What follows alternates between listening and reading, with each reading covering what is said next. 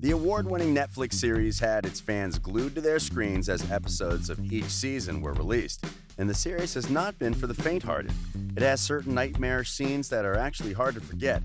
If you remember, the third season was particularly heavy on the gore and horror. However, behind its moments of horror and sweet 80s nostalgia, the deeper appeal of Stranger Things lies in its exploration of relationships. There is an interplay between the masculine and feminine, the themes of motherhood, fatherhood, and self-giving love. In this video, we'll dive deeper into the hidden meaning behind Stranger Things. For a chance to win a $100 Amazon gift card, like this video and answer the hidden question. Deeply flawed father figures. There is a series of bad parenting when it comes to dads in Stranger Things, and the series addresses this vice.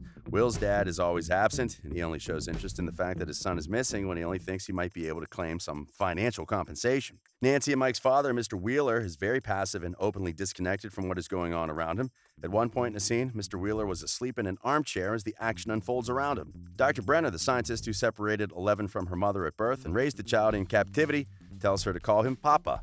The incongruity of his name is striking, as Dr. Brenner subjects Eleven to cruel and dangerous experiments until her escape at the beginning of Season 1. In Season 2, there is Billy's dad, whose violence toward his son and his son's mother provides a hereditary blueprint for toxic masculinity that corrupts his son slowly from the inside out. However, not every man on Stranger Things has a bad CV, meaning even deeply flawed fathers can be salvaged. One benign father figure who stands in contrast with the other fathers is the lovable character of Hopper, the town sheriff. He genuinely tries his best to protect those he loves, even though the trauma of losing his biological daughter years back has taken its toll on him. It challenges his ability to rediscover fatherhood as he builds a relationship with Eleven and eventually adopts her. Hopper struggles to express his feelings and even to understand them. His instinct to defend and protect others can, at times, become controlling and aggressive, and he seems to be seriously lacking in intuition and empathy. But his saving grace is his openness to the feminine, which balances and redeems his masculinity just when it is about to go off course. Evil can easily be defeated.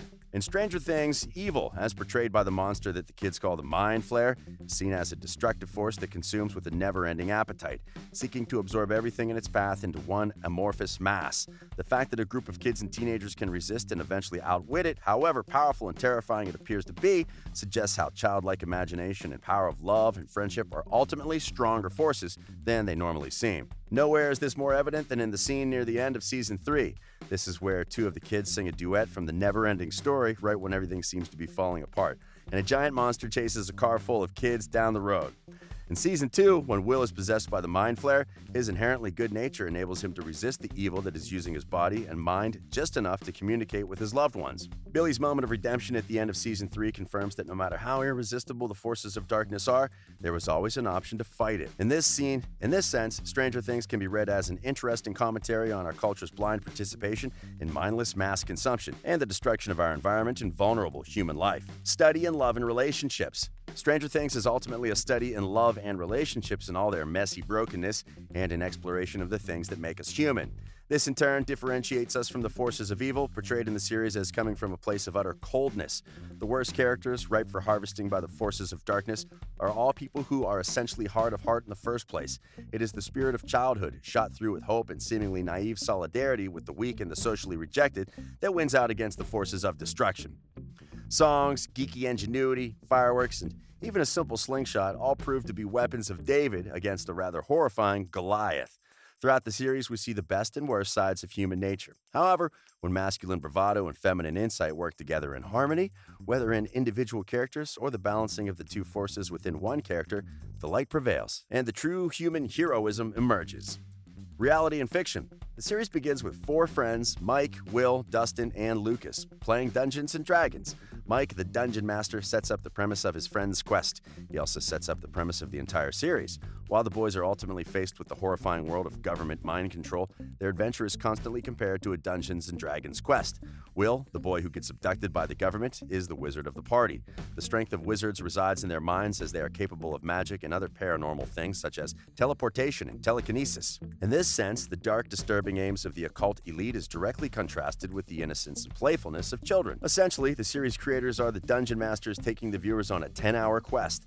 But while Dungeons & Dragons is about fantasy, the events happening in Stranger Things are based on some very strange things that actually happen. The Montauk Project. Honey, we have to trust them, okay? This is our government. They're on our side. This is a statement made by a clueless father. Considering the events that take place in the series, this statement takes on a profoundly ironic meaning.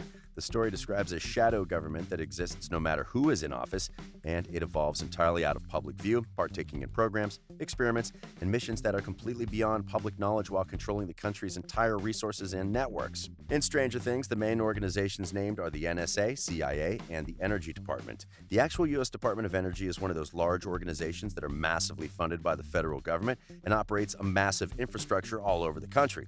Yet, very few people know what takes place in the laboratories.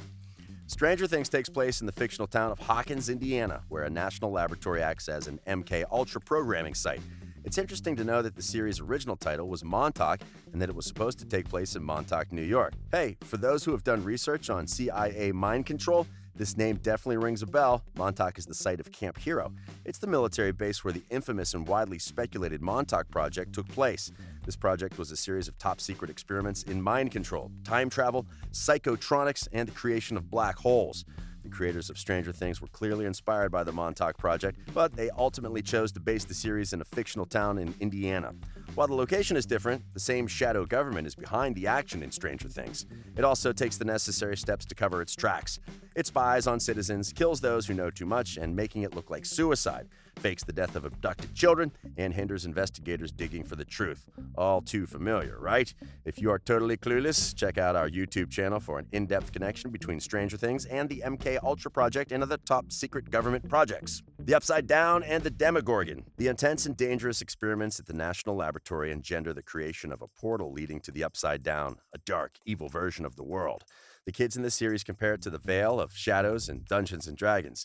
The portal leading to this other dimension is so powerful that it alters the magnetic field of the area around it, causing compasses to point away from true north. Symbolically, this represents how the occult elite's dealings are indirectly affecting the entire population.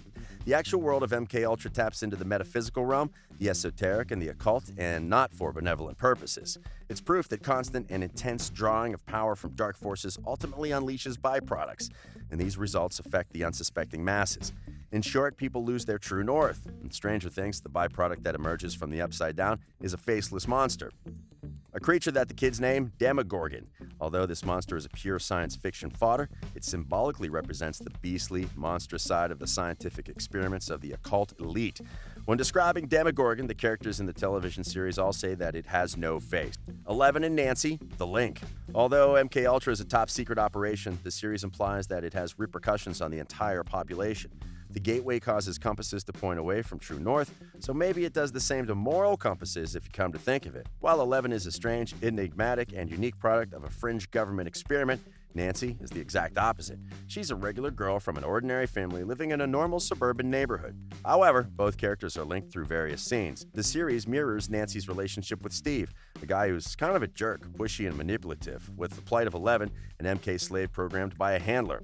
Although Nancy is not forced to do anything, the series draws a strong parallel between her losing her innocence by having sex with Steve and mind control. This looks like they are saying that the entire population is under the spell of this system. The characters in the show observe that since Nancy has been with Steve, she's a different person. The same way, MK slaves become different people. Dustin observes that she used to be cool, and Barb tells Nancy, "This is not you." Jonathan, on the other hand, says about Nancy that he saw a girl trying to be someone else. In all of these, Nancy's ultimate fate is identical to 11's. While she appeared to be breaking away from Steve's apparently irresistible spell, she ends up going back with him. Stranger Things is also famous for having a wealth of 80s pop culture references and hidden meanings, from the obvious to the incredibly well-hidden. For instance, Dustin serenades his girlfriend Suzie. In the Season 3 finale, Dustin's long-distance girlfriend Suzie asks him to serenade her, and he sings the Never-Ending Story theme song. The Never-Ending Story is an 80s fantasy movie featuring a young boy trying to save the world and Falkor, a magical luck dragon. The producers were actually considering using a song from The Lord of the Rings, but decided against it because Amazon was remaking Lord of the Rings, and they thought Netflix would not approve. However, that did not stop them from making another subtle Lord of the Rings reference later. In one scene, Dustin tells the other characters to meet him at Weathertop, the hill on top of which the big radio system is set up. This is actually a reference to a hill in Lord of the Rings, where Frodo is stabbed by one of the Nazgul. Quite subtle. The booby traps were an Indiana Jones reference. When Erica, Lucas's little sister, infiltrates the Russian base in Starcourt, she says she is worried about booby traps. This might seem like a pretty standard worry, but when they ask Erica what booby traps she expects, she says, walls with spikes. This is a reference to the scene in Indiana Jones and the Temple of Doom, where he's trapped in a room with moving walls made of spikes. The movie came out in 1984, just a year before the series is set. Erica was definitely a bit scared from watching that, and this makes her fear booby traps. Beetlejuice tombstone in Mr. Clark's house. If you look closely at the model of Hawkins in Mr. Clark's house, you can spot a minuscule replica of Beetlejuice's tombstone. Beetlejuice is yet another iconic 80s movie, but it is also more than that. Beetlejuice's main character, Lydia, was played by a young Winona Ryder, who now plays Joyce Byers in Stranger Things. Wow, talk about a reference within a reference. And that brings us to the end of the video. Is there a hidden meaning we've forgotten? Let us know in the comments section below. Remember, we upload new and exciting videos daily, so don't forget to check out what we have for you tomorrow. Also, give us a thumbs up and click the subscribe button. This has been Riveted.